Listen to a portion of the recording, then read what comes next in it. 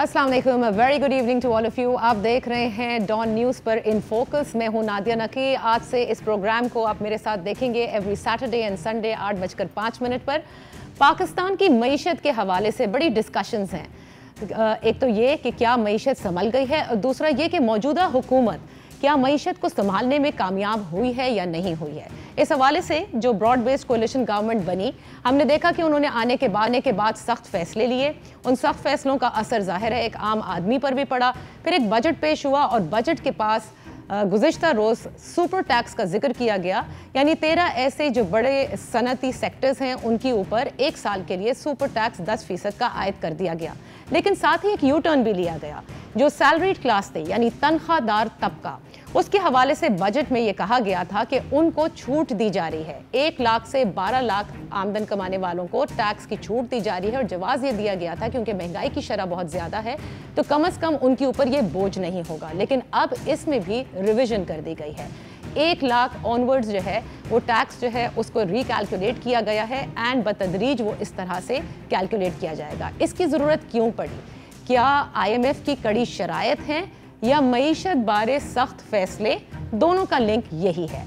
आज in focus हैं वफाकी वजीर ख़जाना मिफ्ता इस्माइल साहब। Thank you so much for joining us. Miftah साहब, सबसे पहले तो क्योंकि बारहा हमने देखा है कि मौजूदा हुकूमत आप समेत ये कहते आए हैं कि सख्त फैसले हमें लेने होंगे, यही सख्त फैसले हैं जिससे हमने मईशत को बचाना है और पाकिस्तान को डिफ़ॉल्ट होने से बचाना है। सबसे पहले मैं यही जानना चाहूँगी कि क्या एक तो चाइना से जो कंसोर्शियम से जो पैसे आने थे उसका भी जिक्र गुज़िश्ता रोज़ आपने कर दिया था, फिर ये सुपर टैक्स भी आयद कर दिया गया। क्या पाकिस्तान डिफ़ॉल्ट होने से अब बच गया है? बिस्मिल्लाहिर्रहमानिर्रहीम। बहुत शुक्रिया नादिया आपके टीवी शो पे बुलाने का, और मैं आपको मुबारकबाद भी पेश करूंगा कि आपका पहला शो है आज और अल्लाह ताला आपके शो को कामयाब करे। थैंक यू जी। मैं गुजारिश ये करना चाहता हूं कि अब ये हम समझते हैं कि जो मईशत के हमने कड़े फ़ैसले लिए हैं और जो बजट में इक़दाम किए हैं, इसके नतीजे में अब हम ये समझते हैं कि अल्लाह की मेहरबानी से मुल्क हमारा डिफ़ॉल्ट के दहाने से वापस आ चुका है। इसका ये मतलब नहीं कि हम अब आसानी हो जाएगी, कुछ अरसे तक मुश्किल रहेगी, लेकिन जो डिफ़ॉल्ट होता और जो उसके बहुत बदतर कॉन्सिक्वेंसेस है उससे बच गए हैं। यानी जो बार बार ये कहा जा रहा था कि श्रीलंका जैसी खुदा न खास्ता सूरत हाल ना हो जाए, कम से कम हम उससे तो कम से कम निकल आए हैं। So now coming to the IMF, क्योंकि गुज़िश्ता रोज़ वज़ीर आज़म ने भी ये कहा कि अगर अब हमने तमाम शराइत तकरीबन पूरी कर ली हैं तो बहुत जल्द जो है वो IMF से एग्रीमेंट हो जाएगी। सो वो सारी शराइत पूरी हो गई हैं मिफ्ता साहब, या अभी भी चंद शराइत बाकी हैं? जी देखें, IMF से जो नेगोशिएशन होते हैं अब वो इस तरह होता है कि ज़्यादातर जो मुश्किल नेगोशिएशन होते हैं वो फिस्कल मेजर्स के होते हैं, बजटरी मेजर्स के होते हैं, जिसका काफ़ी वक्त भी लगा। और उसके बाद IMF ने भी कहा था कि we have made important progress, कि हमने अहम तरक्की की है इस बातचीत में।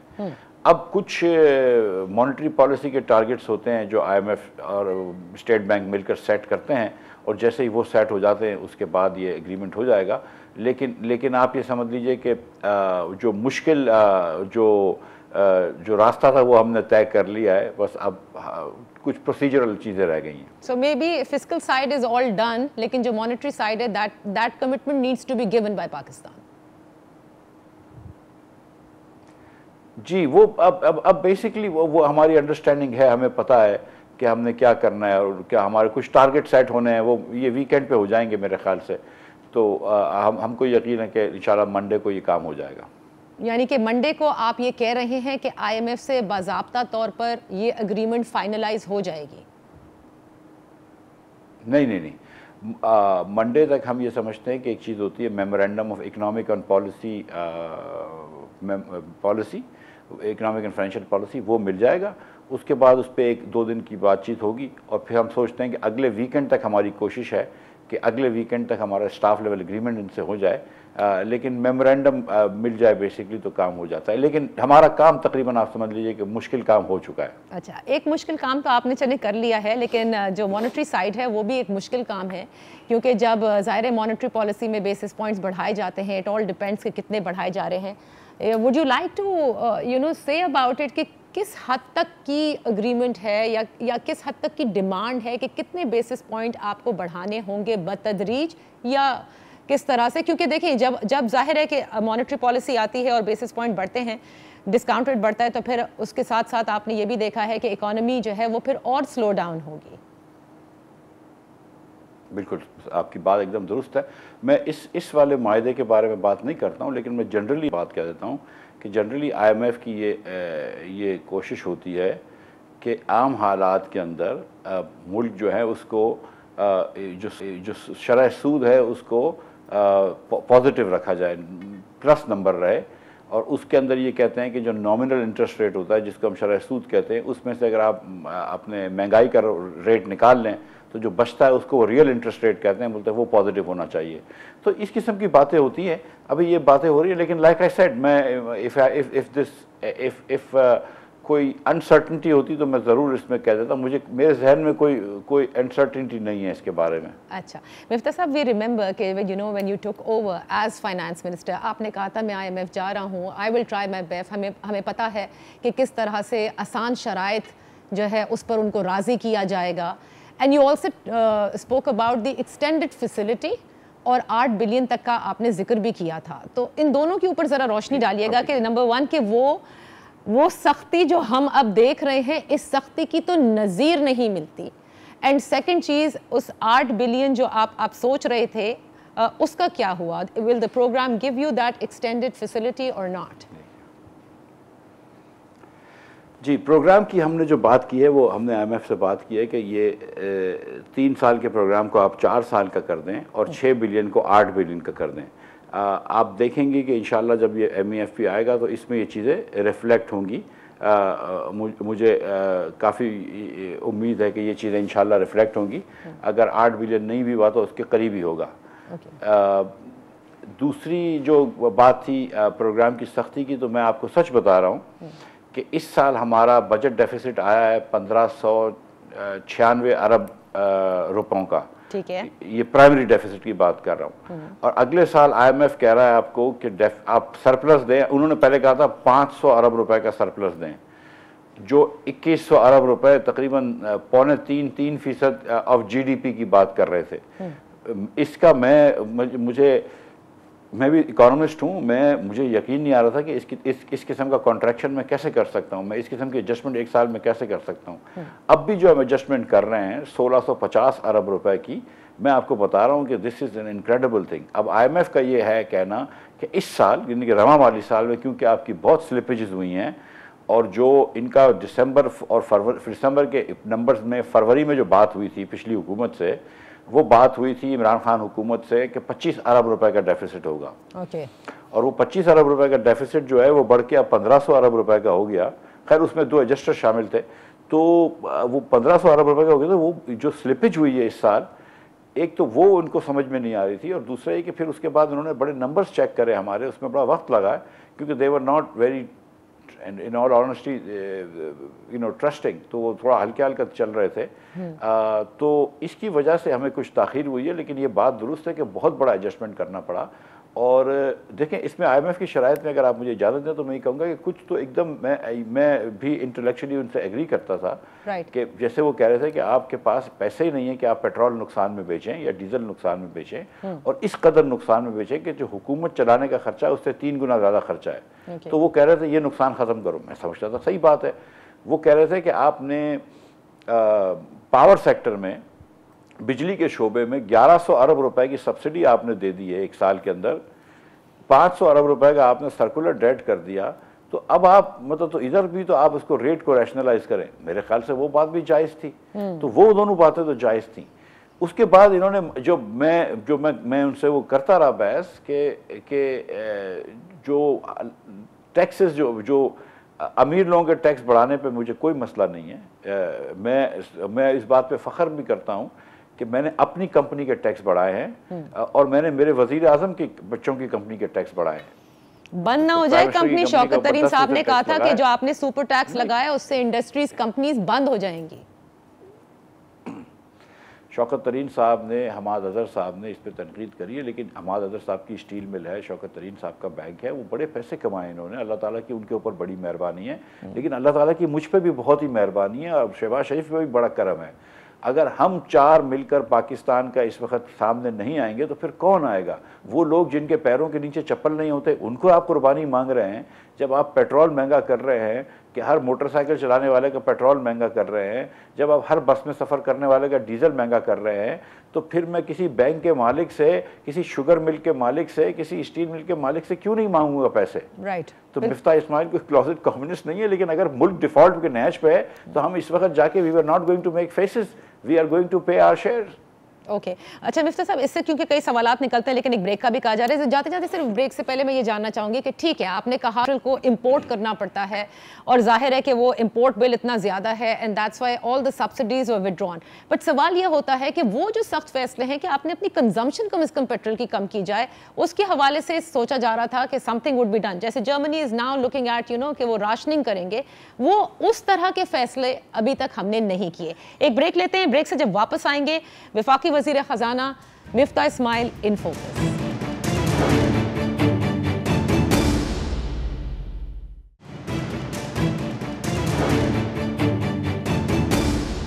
Welcome back. वफाकी वज़ीर ख़ज़ाना मिफ्ता इस्माइल आज इन फोकस है। मिफ्ता साहब, आपने ब्रेक से पहले सुपर टैक्स का जिक्र किया और आपने कहा कि बिल्कुल उम्रा पर लगना चाहिए, I totally agree with that, लेकिन जो एक सवाल है जो सबके जहनों में है कि हमने ये देखा है कि जब भी आप या किसी भी हुकूमत ने टैक्स नेट को बढ़ाया है या उन लोगों के ऊपर ज़्यादा टैक्स डाला है जो कि साहिब सरवत हैं या साहिब हैसियत हैं, अल्टीमेटली ये पास ऑन होकर कंज्यूमर तक ज़रूर जाता है, यानी कहीं ना कहीं वो आवाम तक ट्रिकल डाउन होकर चला जाता है।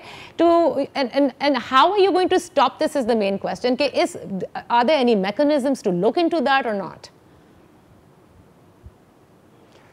देखिए, अगर तो हमने ये इनडायरेक्ट टैक्सेस लगाए होते, बड़े हमारे लिए आसान था, हम ये सुपर टैक्स ना करते, इतनी चीज़ें ना करते, हम 1% जो है 17 से 18% कर देते, सेल टैक्स का कोई मसला नहीं होता, ये कोई आर्ग्यूमेंट नहीं हो रही होती। लेकिन वो डायरेक्ट प्राइसेस में कन्वर्ट हो जाता।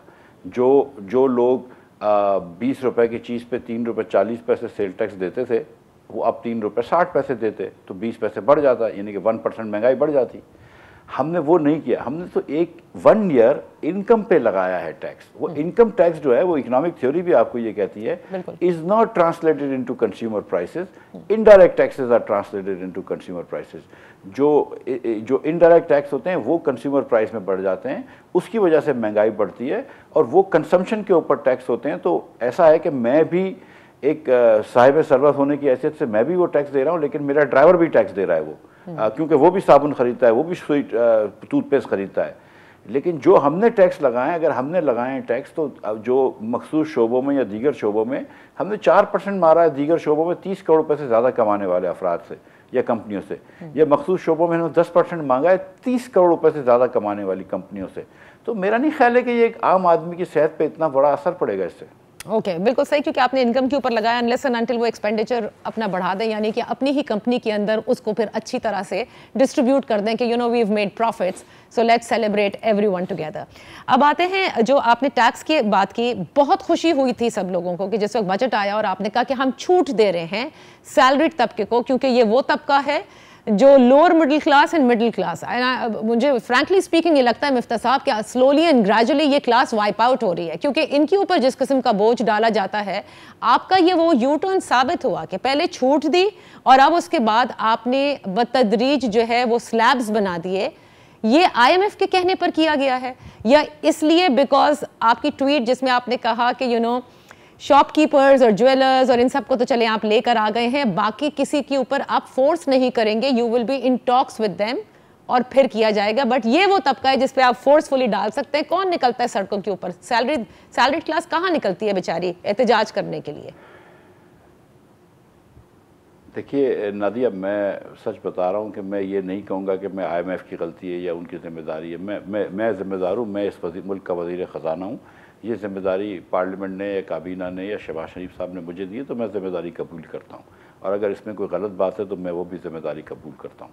हैविंग सेड दिस, मेरी आपने देख ली थी कि जब हमने बजट पेश किया था तो हमने लाख रुपए से कम कमाने वालों के ऊपर कोई टैक्स नहीं लगाया। पिछले दौरे हुकूमत में 5% था, हमको कम करके उसको फिर हमने बहरहाल 2.5 कर दिया। आप ये भी देखें कि जो IMF का एग्रीमेंट किया था आज से कुछ अर्से पहले पिछली हुकूमत ने, उसके तहत ये जो 200 अरब रुपए हम लेते हैं सैलरीड इंडिविजुअल से, वो 200 अरब रुपए बढ़कर 329 अरब रुपए बनने चाहिए थे। 200 से बढ़ के 329, हमने 200 से बढ़ा के 230 किए हैं, which is keeping with inflation. So हम, क्योंकि हमने 15% सैलरी, जो हमारा 230 का तखमीना है उसमें अस्यूम कर रहे हैं कि 15% सैलरी भी बढ़ेगी। तो हमने कोई ऐसे सच टैक्स नहीं बढ़ाया है, लेकिन ये बात दुरुस्त है आपकी कि जो लोग 1 लाख या 2 लाख रुपए कमाते हैं उनके ज़रूरत, उनकी ज़िंदगी वैसे ही बहुत मुश्किल में आ गई है, और उनके ऊपर मज़ीद टैक्स बोझ डालना और महंगाई का बोझ डालना बड़ा मुश्किल फ़ैसला था। लेकिन हमको एक बहरहाल मुल्क को डिफ़ॉल्ट से बचाना था, और जहाँ पे मैंने देखें पहली मरतबा पाकिस्तान के अंदर, ये कहा जाता है कि मुस्लिम लीग की कॉन्स्टिट्यूंसी है, लेकिन 90 लाख दुकानदार हैं पाकिस्तान में। हम इंशाल्लाह इस साल 35 से 40 लाख दुकानदारों को लेकर आएंगे टैक्स नेट में। बिजली के बिलों से फिक्स टैक्स कर दिए, इनकम टैक्स और सेल्स टैक्स। इसी तरह मैंने ज्वेलर्स को डाल दिया है। मैंने उनसे बात करी और जेंटली डाला है, ऑब्वियसली थोड़ी सी बहस हुई। अच्छा, मैं आवाम से ये वादा करता हूँ कि मैं इसी साल कार डीलर्स को, बिल्डर्स को, रियल इस्टेट ब्रोकर्स को, हाउसिंग सोसाइटी डेवलपर्स को, सैलॉन्स को, सबको इनकम टैक्स या सेल्स टैक्स या दोनों की मद में लेकर आऊँगा। मैं इनको आसानी करूँगा, पहला साल होगा, इनकी आदत करेंगे फिक्स टैक्स देने की, इनको आसानी करेंगे और फिक्स टैक्स ही होगा। इस तरह हम पावर लूम्स, दीगर चीज़ों को भी लेकर आएंगे टैक्स नेट के अंदर। हम एक्सपेंड कर रहे हैं, लेकिन इस वक्त मेरे पास वो लग्जरी नहीं थी कि मैं 2 साल में एक्सपेंड करूं, उसके बाद मसला ख़त्म हो। अभी मुझे फिल फॉर भी पैसे चाहिए थे। और फिल फॉर तो ये आसानी है, जैसे मैंने आपसे कहा कि बाकियों से आपने बातचीत करके और उनको इस टैक्स नेट में लेकर आना है, आसानियों के साथ साथ उनकी आदत बनानी है, और जिनकी आदत है उनकी आदत को और पुख्ता कर रहे हैं आप, उनके बढ़ाकर। लेकिन एक अजम्पशन मैं सिर्फ आपसे कहूंगी, रीलुक इनटू दैट मिफ्ता साहब, दैट व्हेन यू से कि there is an assumption that the salaries will increase, ये आप कैसे कह सकते हैं? क्योंकि आज आप कहीं भी चले जाएं किसी कंपनी में, वो क्या कहती है? महंगाई है, कॉस्ट ऑफ डूइंग बिजनेस जो है बढ़ गया है। आई एम जस्ट वंडरिंग कि खुदा ना खास्ता लोगों की जॉब्स जानी ना शुरू हो जाए, कुजा ये कि आप कहते हैं कि सैलरी बढ़ जाएगी। देखिए बहन, जब हम एक वो मॉडलिंग करते हैं अगले साल का रेवेन्यू प्रोजेक्ट करने के लिए, तो हम कुछ असम्पशंस तो लेते हैं ना कि भाई कितनी सैलरी बढ़ रही है, इकोनॉमिक ग्रोथ कितनी हो रही है, इन्फ्लेशन कितना हो रहा है, दीगर चीज़ें कितनी हो रही है, कंजर्वेटिव असम्पशंस लेते हैं। तो उस असम्पशन से करते हैं। तो हमारी एक असम्पशंस थी कि मईशत की जो ग्रोथ होती है और जो हमारा इन्फ्लेशन होगा, तो उसमें कम से कम हमको 15% इंक्रीज मिलता है इसके अंदर, नेट इनकम्स के अंदर। तो ये हमारी ग्रोथ थी। अब ये हो सकता है कि ना हो। जो दूसरा आपका ज़्यादा ज़रूरी सवाल है कि क्या जो हमने कदम उठाएं इससे ग्रोथ स्टॉल हो जाएगी, तो वो बात का बिल्कुल डर है मुझे, इसमें कोई दो राय नहीं है।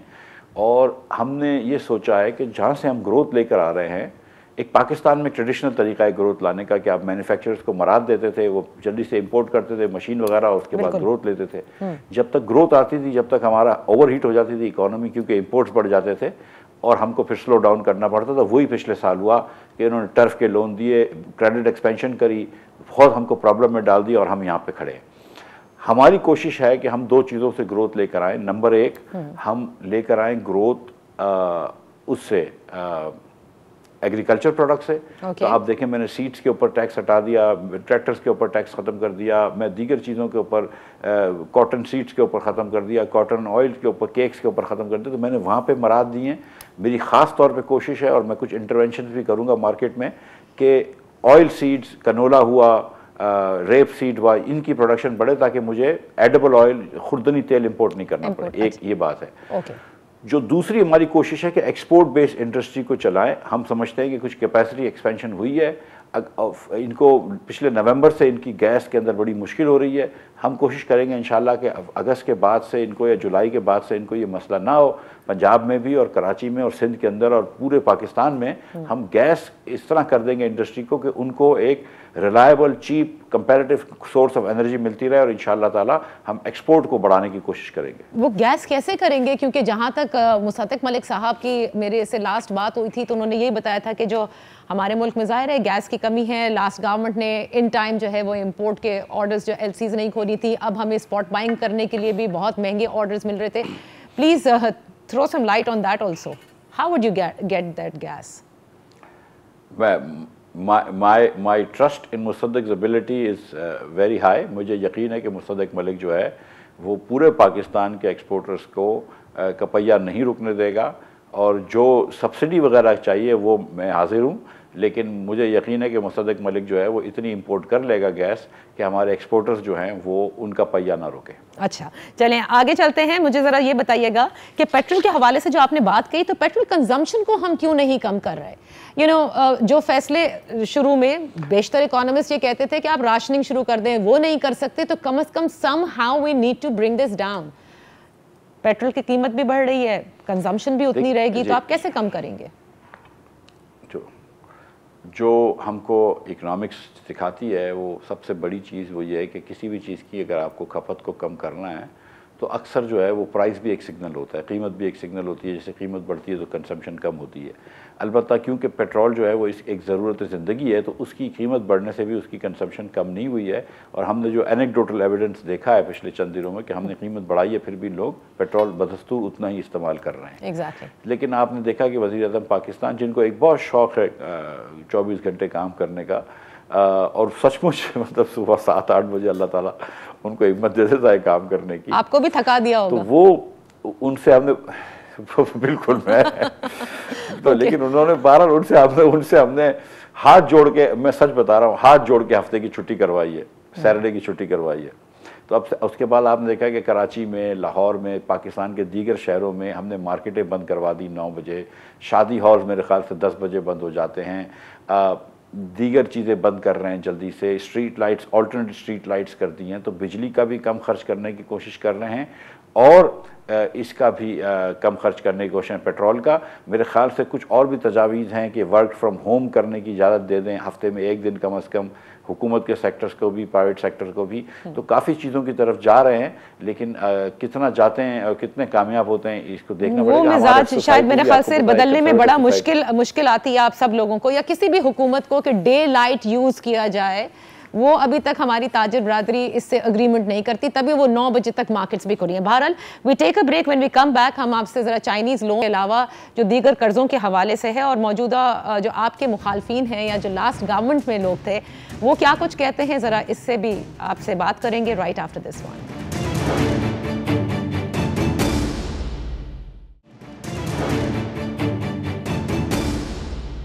Welcome back. वफाकी वज़ीर ख़जाना मिफ्ता इस्माइल साहब इन फोकस। मईशत के हवाले से तो हम सवाल कर ही रहे हैं, लेकिन in this last segment of ours Miftah साहब, we must have some political also, rapid fire with you. लेकिन मैं पहले आपसे ये पूछना चाहूँगी, पेट्रोलियम लेवी का ज़रा जिक्र कीजिएगा, क्योंकि अभी तो आलमी मंडी में तेल की कीमतों में बड़ा होशरुबा इजाफा है। वो कभी नीचे होती हैं, फिर वो थोड़ा ऊपर हो जाती है, but overall they are on the higher side. ये जो पेट्रोलियम लेवी का कुशन दिया गया है 37 रुपये 50 पैसे से बढ़ाकर अप टू 50, तो क्या ये समझा जाए कि जिस वक्त कीमतें कम होंगी आलमी मंडी में, पाकिस्तानी अवाम को आप शायद रिलीफ न दे पाएँ, उस वक्त वो लेवी इतनी चार्ज की जाए कि वो जो रेवेन्यू टारगेट्स हैं वो आसानी से मीट भी हो सके आपके? ये मुमकिन है, और लेकिन मैं इस पर सिर्फ इतनी सी आपसे गुजारिश करूँगा कि ये कहना कि पाकिस्तानी अवाम को रिलीफ ना दी जाए, तो ये पैसे भी पाकिस्तानी हुकूमत या पाकिस्तान के अवाम के खाते में जा रहे हैं, जो आप लेवी के जहर देते हैं, जिसके तहत हुकूमत चलती है, जिसके तहत रोड चलते हैं। अगर हम सस्ता पेट्रोल, सस्ता डीजल स्कीम कर रहे हैं और गरीब लोगों को 2-2 हज़ार रुपये इस महीने दिए और अगले साल हर महीने देंगे, और इस साल अगर हमने इस महीने 80 लाख ख़वातीन को, 80 लाख गरीब तरीन घराने को 2-2 हज़ार रुपये और दें, 16 अरब रुपये, तो वो भी कहीं से हमें चाहिए ना। वो कहाँ से आएंगे? जो हम PSDP के तामीर पाकिस्तान के प्रोग्राम करते हैं, जो डैम्स बनाते हैं, ब्रिजेस बनाते हैं, रोड्स बनाते हैं, तो इसके पैसे भी चाहिए। तो ये पैसे फिर अगर हमें कर्ज ही लेता रहूँगा तो वैसे ही महंगाई हो जाएगी। तो मिफ्ता साहब बिल्कुल आसान अल्फाज में लोगों के लिए बताएं कि पेट्रोल की कीमत नीचे नहीं होगी, वो लेवी आप बढ़ाते रहेंगे, ठीक है? आपको वो जरूर आपने हुकूमत के खर्चे भी बता दिए। अभी अगर नादिया, मेरे पास बिल्कुल मुझे नहीं पता कि पेट्रोल की कीमत, मेरी तो दिल की दुआ है, मैं और दिन में मैं पता नहीं कितनी मरतबा चेक करता हूँ ब्रेंट ऑयल की कीमत। अभी ब्रेंट ऑयल की कीमत $123 पे थी, अब अल्लाह की मेहरबानी से 106 पे आई है। मेरी तो ख्वाहिश है कि वो $100 से नीचे के $80 से नीचे आ जाए, 70 से नीचे आ जाए। जैसे पेट्रोल की कीमत कम होगी तो मेरे रुपए के ऊपर भी प्रेशर कम हो जाएगा, मेरे करंट अकाउंट डेफिसिट पे भी प्रेशर कम हो जाएगा और फिर हम ये चीज़ें मराते दे सकेंगे। इस वक्त ये, और इसमें IMF का कोई कसूर नहीं है, सच्ची बात ये कि इस वक्त बैनुल अक़वामी मंडी के अंदर तेल की कीमत इतनी बढ़ गई है रशिया और यूक्रेन की जंग के बाद से कि अगर हम ये चीज़ पास ऑन नहीं करें तो हम सरवाइव नहीं कर सकते। और इस पास ऑन करने से जो महंगाई का तूफान है, आज एक आम आदमी कहीं भी जाए कुछ भी ले, वो कहता है पेट्रोल की कीमत बढ़ गई तो इसलिए जी डबल रोटी की प्राइस बढ़ गई है, इसलिए आप आटे की कीमत देखें, घी की कीमत देखें, कितनी सब्सिडीज दे सकते हैं, कितने यूटिलिटी स्टोर्स खोल सकते हैं। There must be something else also that you could do rather than just adding on to petroleum levy. देखिए हम बिस के तहत 80 लाख घरानों को डायरेक्ट पैसे दे रहे हैं। उसके अलावा हमने कहा है कि जिन लोगों की 40,000 से कम तनख्वाह है वो हमको 786 पे मैसेज करें। 40 लाख लोग मैसेज कर चुके हैं, 10 लाख लोग अप्रूव हो चुके हैं, उनको भी इस महीने पैसे मिल जाएंगे। शायद 20 लाख लोगों को इस महीने पैसे मिल जाएंगे। ये 20 लाख लोगों को हर महीने अगले साल तक पैसे देते रहेंगे, पूरे साल देते रहेंगे। उसके अलावा आपको यूटिलिटी स्टोर्स को 40 रुपये की आटा, 70 रुपये की चीनी और 300 रुपये का घी बेच रहे हैं। दालें और चावल में भी 20-20 रुपये कमी कर रहे हैं जहाँ जहाँ यूटिलिटी स्टोर्स हैं। उसके अलावा मोबाइल यूटिलिटी स्टोर्स बलूचिस्तान के लिए खोल रहे हैं। तो हम कोशिश तो कर रहे हैं, लेकिन मेरी बहन ये बात दुरुस्त है कि महंगाई बहुत है, लेकिन महंगाई मतलब पूरे दुनिया में है इस वक्त महंगाई। मेरी कोशिश ये है कि मेरा गरीब आदमी प्रोटेक्ट रहे महंगाई से, जिसके पास इस्तेदाद नहीं है ये खर्च करने की।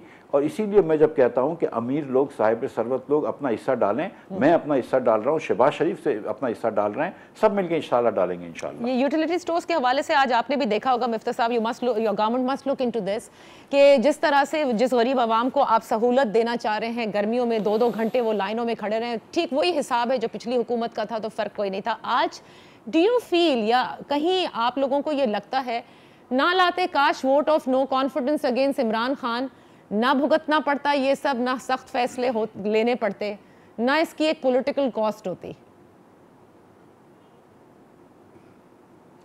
नादिया, अगर मैं मिसाल के तौर पर क्रिकेट का मैच खेल रहा हूँ और मेरी बैटिंग आए और पिच ख़राब हो तो मैं बोलूँ नहीं मैं टीम की बैटिंग नहीं कराऊंगा, ये क्या बात है?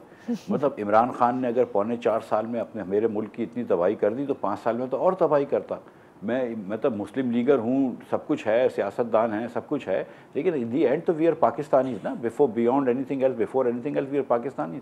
हम तो पाकिस्तान में रहेंगे, यहीं पे मरेंगे, तो यहाँ पे हम अपने मुल्क को हम नहीं काम करेंगे तो कौन काम करेगा? कोई बाहर से आके ठीक करके जाएगा। तो अगर इमरान खान ने कबाड़ा कर दिया तो ये तो हमारा, जब हम जी अच्छा, आपने ये कहा कि क्योंकि मुल्क के लिए जाहिर है आपने ये सख्त फैसले लिए और मुल्क पहले है, तो फिर क्यों शहबाज शरीफ साहब ने वो 2 समरीज रिजेक्ट की थी और उस वक्त क्यों वो सियासी कॉस्ट आप लोग वेट कर रहे थे? किस चीज़ की समरी रिजेक्ट की? जब समरीज पेट्रोल की कीमतें बढ़ाने की जब वापस की गई थी, जब बरसरे इक़्तिदार आए थे, तो वो भी तो लेट किया था। यू न्यू कि क्या कुछ हो गया है, आप लोग पहले से कह रहे थे कि बारूदी सुरंगें बिछा के ये जा रहे हैं, क्यों इतना लेट फैसला लिया? जी देखिए, हमारी हुकूमत शायद 11 तारीख को आई है, पहली समरी शायद 14 को आई है, तो वो समरी के अंदर जो है वो हमारे पार्टी के अंदर और हमारे अलायंस के अंदर अभी 2 राय थी कि हमें कब तक ठहरना है, इलेक्शन कराना है या जाना है। जैसे वो एक वो ज़रा सी मुकम्मल हो गई राय, उसके साथ साथ इमरान खान साहब ने, आपको पता है कि एक शोर गुल की महफिल जमा रखी थी, हर जगह पे धरने करवा रहे थे, पता नहीं क्या क्या झूठ और बहतान कह रहे थे कि हम अमेरिका के लेकर आया है, पता नहीं अजीब अजीब झूठ बात कर रहे थे। तो अब वो अब तक वो खैर वो झूठा बयान है तो लेके चल रहे हैं, लेकिन अब वो बयानी के अंदर से वो निकल गई है, मेरे ख्याल से वज़न निकल गया है। लेकिन जो उस वक़्त इन्होंने सियासी थिएटर एक क्रिएट कर रखा था, सियासी जो इंतशार फैला हुआ था, उसके तहत हुकूमत को कुछ वक्त लगा ये अपने मुश्किल फैसले लेने में। ओके, मुझे क्या सऊदी और यूएई से आप एक्सपेक्ट कर रहे हैं जिस तरह से चाइना से कर्ज आया है? हाँ, ये सीरियसली मेरी जॉब का अल्लाह ताला की बड़ी मेहरबानी है, पाकिस्तानी लोगों ने बड़ा प्यार और बड़ी इज़्ज़त दी है, लेकिन ये मेरी जॉब का वर्स्ट पार्ट जो है ना, वो दूसरे ममालिक से लोन की बात करना है। और मैं ये जो अब जो अपने ऊपर भी टैक्स लगाया, मैं शहबाज शरीफ के ऊपर टैक्स लगाया, दीगर लोगों के ऊपर टैक्स लगाया, और साहिब सरवत लोगों को मैं यही कहता हूँ कि यार कितने अरसे तक हमारे मुल्क के वज़ीर ख़जाना जाएंगे और दूसरे मुल्कों से लोन मांगेंगे, कितने अरसे तक हम ये करेंगे। और अगर हम अपना लोन देना शुरू कर, अपने टैक्स देना शुरू कर दें, नादिया हम 8.6% टैक्स दे रहे हैं सिर्फ अपने मुल्क की, अपने सर आप जाएंगे या नहीं जाएंगे, मुश्किल ज़रूर है, but are you going, are you looking at it? देखें, अब सऊदी अरब ने तो कह ही दिया है कि वो अपना लोन री रोल कर देंगे। इसके अलावा सऊदी अरब ने और भी कुछ हमको पैकेज देने का कहा है। यूएई वाले जो हैं वो मेरे ख्याल से पाकिस्तान में कुछ इन्वेस्टमेंट का सोच रहे हैं, तो हमारे पास हैं तो सही एवेन्यूज़ तो हमारे पास हैं जिससे हमको मदद मिल जाएगी। दूसरे ममालिक भी हैं, चाइना भी मजीद री रोल करेगा। वी हैव एवेन्यूज, अभी कोई डिफॉल्ट का कोई मसला नहीं है। वर्ल्ड बैंक का लोन है, एशियन डेवलपमेंट बैंक के लोन है। गवर्नर स्टेट बैंक के हवाले से बताइएगा कि क्या हुकूमत गवर्नर स्टेट बैंक अपॉइंट करेगी या नहीं करेगी? रजा बाकर को भी गए हुए अरसा हो गया, या इसी तरह चलता रहेगा स्टेट बैंक? इस वक्त क्योंकि हम मिडल ऑफ IMF निगोसिएशंस हैं, तो हमारे पास एक वक्त डिप्टी गवर्नर मुर्तज़ा सैयद साहब जो हैं वो एक्टिंग गवर्नर का काम कर रहे हैं, जो कि बहुत अच्छा काम कर रहे हैं। और इस वक्त उनको हटाना मेरे ख्याल से जो है वो, या रिप्लेस करना मेरे ख्याल से सूदमंद नहीं है। अगर हुकूमत चाहे उनको परमानेंट कर दे तो ठीक है, वरना अगर कोई नए गवर्नर को हुकूमत लाने का सोच रही है तो मेरा ख्याल है कि ये वक्त बिल्कुल ठीक नहीं है। तो मैंने वज़ीर आज़म साहब को रिक्वेस्ट की है कि 2 हफ्ते और ठहर जाएँ, जब इतना ठहर गया तो 2 हफ्ते और ठहर जाएँ, उसके बाद फिर फैसला फरमाइएगा। एंड मिफ्ता इस्माइल साहब, आपके हवाले से जो खबरें चल रही थी कि once you know maybe you're also going to leave, और फिर डार साहब की इकोनॉमिक्स चलेगी, या IMF की डील के बाद you are here to stay? मेरी बहन, मैं वज़ीर आज़म के सवाबदीद पे होता है हर वज़ीर।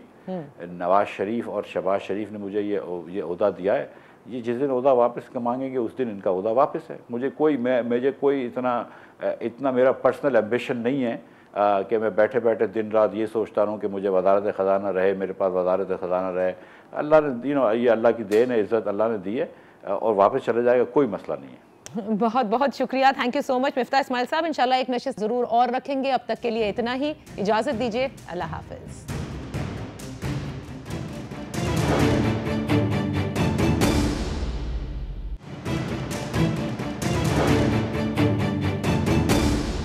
Welcome back. वफाकी वज़ीर ख़ज़ाना मिफ्ता इस्माइल आज इन फोकस है। मिफ्ता साहब, आपने ब्रेक से पहले सुपर टैक्स का जिक्र किया और आपने कहा कि बिल्कुल उम्रा पर लगना चाहिए। I totally agree with that. लेकिन जो एक सवाल है जो सबके जहनों में है कि हमने ये देखा है कि जब भी आप या किसी भी हुकूमत ने टैक्स नेट को बढ़ाया है या उन लोगों के ऊपर ज़्यादा टैक्स डाला है जो कि साहिब सरवत हैं या साहिब हैसियत हैं, अल्टीमेटली ये पास ऑन होकर कंज्यूमर तक ज़रूर जाता है, यानी कहीं ना कहीं वो आवाम तक ट्रिकल डाउन होकर चला जाता है। To and how are you going to stop this is the main question कि are there any mechanisms to look into that और नॉट?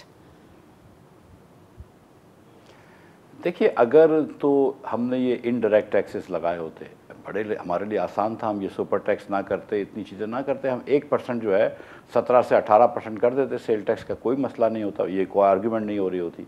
लेकिन वो डायरेक्ट प्राइसेस में कन्वर्ट हो जाता। जो लोग 20 रुपए की चीज़ पे 3 रुपये 40 पैसे सेल टैक्स देते थे, वो अब 3 रुपये 60 पैसे देते, तो 20 पैसे बढ़ जाता, यानी कि 1% महंगाई बढ़ जाती। हमने वो नहीं किया, हमने तो 1 ईयर इनकम पे लगाया है टैक्स। वो इनकम टैक्स जो है, वो इकोनॉमिक थ्योरी भी आपको ये कहती है, is not translated into consumer prices. Indirect taxes are translated into consumer prices. जो इनडायरेक्ट टैक्स होते हैं वो कंज्यूमर प्राइस में बढ़ जाते हैं, उसकी वजह से महंगाई बढ़ती है, और वो कंजम्पशन के ऊपर टैक्स होते हैं। तो ऐसा है कि मैं भी एक साहिब सरवत होने की हैसियत से मैं भी वो टैक्स दे रहा हूँ, लेकिन मेरा ड्राइवर भी टैक्स दे रहा है वो, क्योंकि वो भी साबुन खरीदता है, वो भी टूथपेस्ट खरीदता है। लेकिन जो हमने टैक्स लगाए, अगर हमने लगाए हैं टैक्स, तो जो मखसूस शोबों में या दीगर शोबों में हमने 4% मारा है, दीगर शोबों में 30 करोड़ रुपये से ज़्यादा कमाने वाले अफराद से या कंपनियों से, या मखसूस शोबों में हमने 10% मांगा है 30 करोड़ रुपये से ज़्यादा कमाने वाली कंपनियों से। तो मेरा नहीं ख्याल है कि ये एक आम आदमी की सेहत पर इतना बड़ा असर पड़ेगा इससे। ओके, बिल्कुल सही, क्योंकि आपने इनकम के ऊपर लगाया, अनलेस एंड अनटिल वो एक्सपेंडिचर अपना बढ़ा दें, यानी कि अपनी ही कंपनी के अंदर उसको फिर अच्छी तरह से डिस्ट्रीब्यूट कर दें कि you know we have made profits, so let's celebrate everyone together.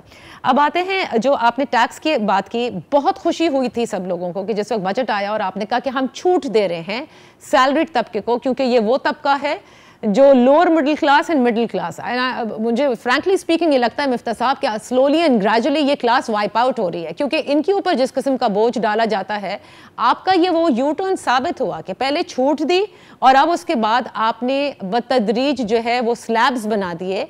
ये IMF के कहने पर किया गया है या इसलिए बिकॉज आपकी ट्वीट जिसमें आपने कहा कि यू नो शॉपकीपर्स और ज्वेलर्स और इन सबको तो चले आप लेकर आ गए हैं, बाकी किसी के ऊपर आप फोर्स नहीं करेंगे, you will be in talks with them और फिर किया जाएगा, बट ये वो तबका है जिस पे आप फोर्सफुली डाल सकते हैं। कौन निकलता है सड़कों के ऊपर? सैलरीड क्लास कहाँ निकलती है बेचारी एहतजाज करने के लिए? देखिए नादिया, मैं सच बता रहा हूँ कि मैं ये नहीं कहूँगा कि मैं IMF की गलती है या उनकी जिम्मेदारी है। मैं ज़िम्मेदार हूँ, मैं इस मुल्क का वज़ीर ख़जाना हूँ। ये जिम्मेदारी पार्लियामेंट ने या काबीना ने या शहबाज शरीफ साहब ने मुझे दी है, तो मैं ज़िम्मेदारी कबूल करता हूँ, और अगर इसमें कोई गलत बात है तो मैं वो भी ज़िम्मेदारी कबूल करता हूँ। हैविंग सेड दिस, मेरी आपने देख ली थी कि जब हमने बजट पेश किया था तो हमने लाख रुपए से कम कमाने वालों के ऊपर कोई टैक्स नहीं लगाया। पिछले दौर हुकूमत में 5% था, हमको कम करके उसको फिर हमने बहरहाल 2.5 कर दिया। आप ये भी देखें कि जो IMF का एग्रीमेंट किया था आज से कुछ अरसे पहले पिछली हुकूमत ने, उसके तहत ये जो 200 अरब रुपए हम लेते हैं सैलरीड इंडिविजुअल से, वो 200 अरब रुपए बढ़कर 329 अरब रुपए बनने चाहिए थे। 200 से बढ़ के 329, हमने 200 से बढ़ा के 230 किए हैं, which is keeping with inflation. So हम, क्योंकि हमने 15% सैलरी, जो हमारा 230 का तखमीना है उसमें हम अस्यूम कर रहे हैं कि 15% सैलरी भी बढ़ेगी, तो हमने कोई ऐसे सच टैक्स नहीं बढ़ाया है। लेकिन ये बात दुरुस्त है आपकी कि जो लोग 1 लाख या 2 लाख रुपए कमाते हैं उनके ज़रूरत, उनकी ज़िंदगी वैसे ही बहुत मुश्किल में आ गई है, और उनके ऊपर मज़ीद टैक्स बोझ डालना और महंगाई का बोझ डालना बड़ा मुश्किल फ़ैसला था। लेकिन हमको एक बहरहाल मुल्क को डिफ़ॉल्ट से बचाना था, और जहाँ पे मैंने देखें पहली मरतबा पाकिस्तान के अंदर ये कहा जाता है कि मुस्लिम लीग की कॉन्स्टिट्यूंसी है, लेकिन 90 लाख दुकानदार हैं पाकिस्तान में। हम इंशाल्लाह इस साल 35 से 40 लाख दुकानदारों को लेकर आएंगे टैक्स नेट में, बिजली के बिलों से फिक्स टैक्स कर दिए, इनकम टैक्स और सेल्स टैक्स। इसी तरह मैंने ज्वेलर्स को डाल दिया है, मैंने उनसे बात करी और जेंटली डाला है। ऑब्वियसली थोड़ी सी बहस हुई। अच्छा, मैं आवाम से ये वादा करता हूँ कि मैं इसी साल कार डीलर्स को, बिल्डर्स को, रियल इस्टेट ब्रोकर्स को, हाउसिंग सोसाइटी डेवलपर्स को, सैलॉन्स को, सबको इनकम टैक्स या सेल्स टैक्स या दोनों की मद में लेकर आऊँगा। मैं इनको आसानी करूँगा, पहला साल होगा, इनकी आदत करेंगे फिक्स टैक्स देने की, इनको आसानी करेंगे और फिक्स टैक्स ही होगा।